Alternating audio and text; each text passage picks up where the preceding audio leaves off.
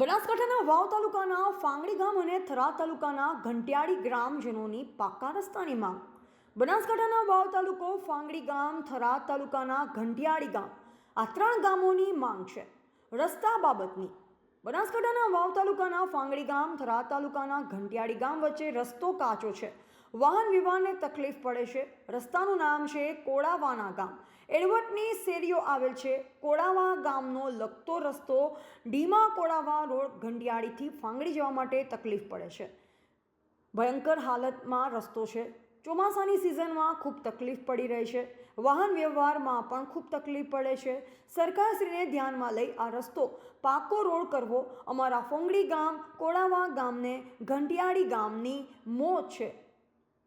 ફાંગડી ગામના સરપંચ પટેલ કાનજીભાઈ આગળ જાણ કરેલ હતી. સરકારશ્રીને કોળાવા ગામ સરપંચ શ્રી પટેલ ભાવાભાઈ સરકારશ્રીને ધ્યાનમાં એ લઈ અરજી પણ કરેલ છે. ઘંટિયાળી ગામના સરપંચ શ્રી બારોટજી આગળ જાણ કરેલ હતી. સરકારશ્રીને હજુ સુધી કોઈ નિકાલ આવ્યો નથી. મીડિયા રિપોર્ટમાં આપેલ હતો. સરકારશ્રીને ધ્યાને લે તેવી અમારા ત્રણ ગામોની માંગ છે. અમે મોગ કરા હતા પણ હજી આજે રજૂઆત તો કેટલી વાર કરી ઉકેલ પણ આવ્યો નથી. આ ખેતી વાળે ફોન